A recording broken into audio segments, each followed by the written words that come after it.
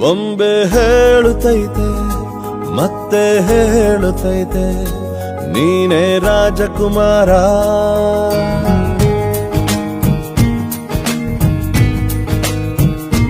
ಬೊಂಬೆ ಹೇಳುತ್ತೈತೆ ಮತ್ತೆ ಹೇಳುತ್ತೈತೆ ನೀನೇ ರಾಜಕುಮಾರ.